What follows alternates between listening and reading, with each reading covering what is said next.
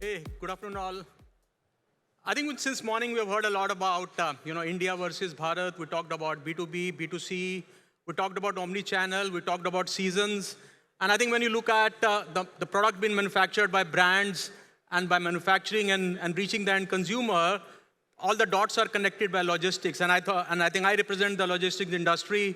And I thought we'll give you a 15-minute snapshot in terms of why sustainability is a good idea and how can we all together being sustainable can create supply chains for retail, which can be a win-win for all the parties. So if you look at us, generally sustainability is an India problem. I think we overall generate about 7% of the carbon globally. We're a very large country, and therefore, just by thinking that we are a third world or a developing economy will not help, and we need to all work together towards that. After China and US, we are the third largest polluter. So that's one data point for you.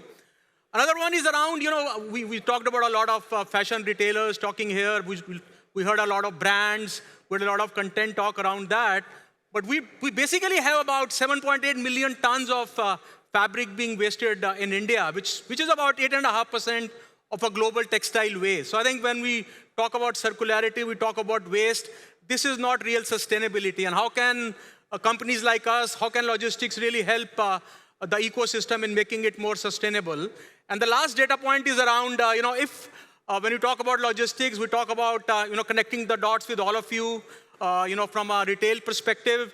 If nothing is done, and that's a picture of Mumbai when the AQ levels hit very bad last year. If we don't do anything about it right now, we'll be contributing 40% more to the carbon globally. So I think the data points talk about that sustainability is good for business, sustainability is good for retail, and then I think we'll talk about how can work together, what are we doing to make retail more sustainable and more effective. So what's in it for all of us? It's not we got in the audience or in this program people from, they are our end consumers, we got malls, retailers, we got brands, and we got service providers like us. So what's in it for all of us from a sustainability perspective? And therefore, when you look at, any manufacturer or retailer, I think this is the general supply chain. I think starts from sourcing with an end of life. And every touch point has got a certain sustainability angle or a manufacturing angle or a distribution angle to that. And we'll touch base on how we can look at each one of that and be more sustainable in a way. So when we see the industry overall, I think we all believe tech is at the highest level of what you call recyclability. When you look at mobile phones or the tech, we serve a lot of tech customers, and we believe the technology customers get it, and they are on the forefront of recyclability. And the retail teams have to catch up. The retail business has to learn from technology and catch up around that, for sure. Talked about waste, about when you look at the circularity of garments in India, only 25% is recycled. And I'll come back to that at the end of my presentation in terms of what can be done to make this better. And that's where we're talking about a lot of product getting incinerated, a lot of landfills, a lot of use of product which is not the right way of using that product, and what can be done around that. And therefore, when you look at sustainable packaging, some examples here in how can we be more sustainable and not use plastic, be more sustainable, shredding machines, paper, etc., helping the industry generally in terms of packaging solutions which are more sustainable in nature as well. And therefore, what's in it for all of us? I represent DHL, world's largest logistics company, and one of the stated goals we have is to decongest cities. I think that's a problem that all of us have. How can we all together decongest cities? And I think we've got a lot of thoughts around lean time replenishment. How can we take a lot of trucks off the ground during the daytime?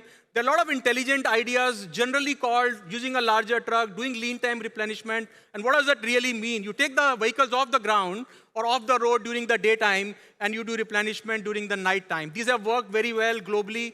And I think you would have seen in malls, you would have seen in your business, we use smaller trucks, which are very, very inefficient. And therefore, how can we really change? We heard in the morning from a lot of brand leaders that the business is now getting a scale. And therefore, let's use that scale and make our cities and decongest our cities. And we as DHL, as global logistics companies, have got a stated goal to make that happen. And that's really, really doable if all of us come together. If you happen to be at the back end of a mall, you will really find small vehicles, inefficient way of managing logistics. retail brands as well. We handle a lot of them. And therefore, a lot of things can be done because India now has a critical mass and the economies of scale will start kicking in. And therefore, when you look at it, what can really be done? I think the malls can be more efficient. Ultimately, malls earn money by rupees per square feet, and why should we waste that money on something non-tangible? And therefore, logistics can really help you in managing your back end well. You can have less vehicles during the daytime, and you can be really, really, really more efficient. What is in there for retail brand? We manage a lot of global retail brands and brands in India. I think economies of scale, sustainability, flexibility, standardization, plug-and-play model. You can manage the troughs and the curves very easily. You can manage your seasons well. So a lot of things happening there. And I think the other part is around sustainability. When you talk about it in terms of walking the talk, for example, as far as we are concerned, 100% of the two-wheelers that we employ in India now are on EV, for example. So I think that's the kind of things the industry can lap onto and work with us. And that's what is in it for all the stakeholders from an environmental perspective. And this is really lovely. I think when you look at the reuse of products from a retail perspective, we believe that there is $500 million worth of reusable material available which can be reused. And that's where companies like us are working. We work with a lot of players who are there in this forum, where we work with them to see that we are able to refinish a lot of product which others are not able to do. And that's where we believe. So when you get a reusable product, when you get a product back, 60-70 product is good and you just put it into inventory, there's about 20% of the product which needs refinishing. And I think we're talking about converting that refinishing product back into use is about an opportunity size of $500 million in India.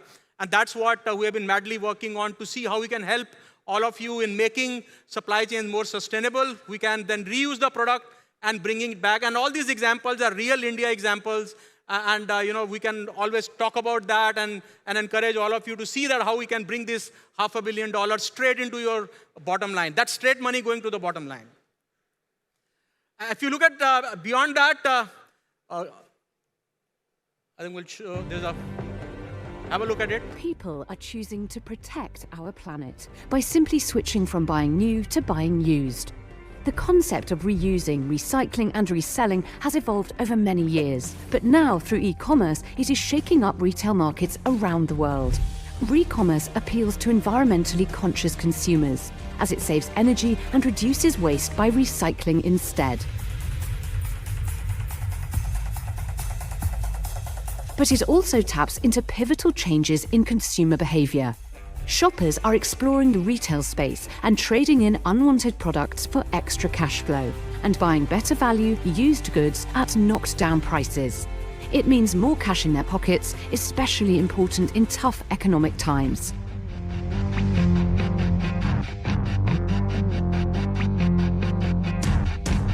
Re-commerce sites are making this easy, efficient, and opening up a massive online market reach.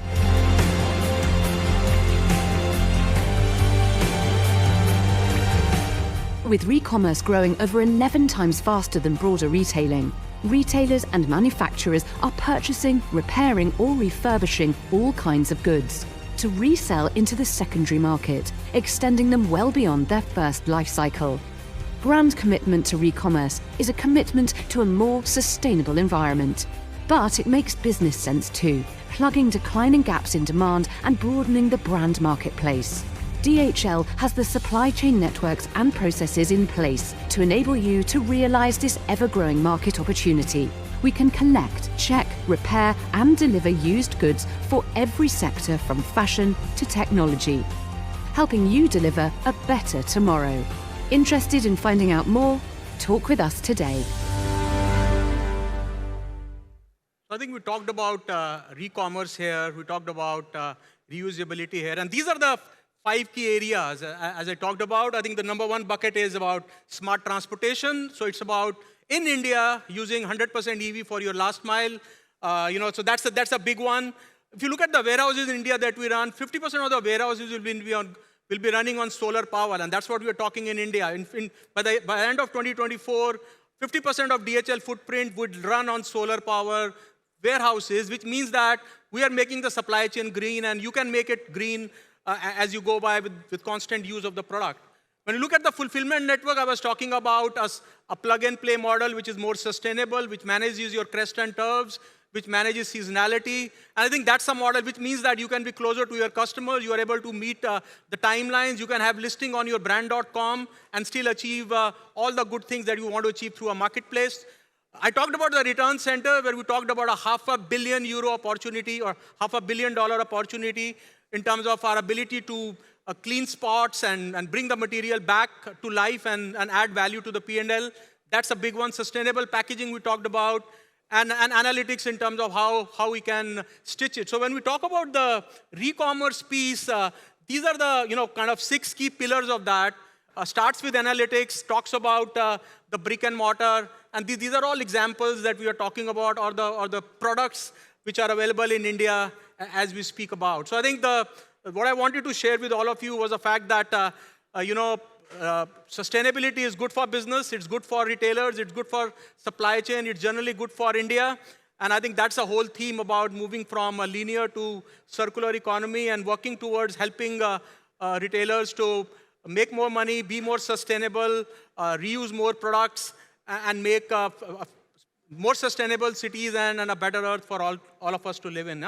Thanks a lot for your time and listening to me. Thank you very much.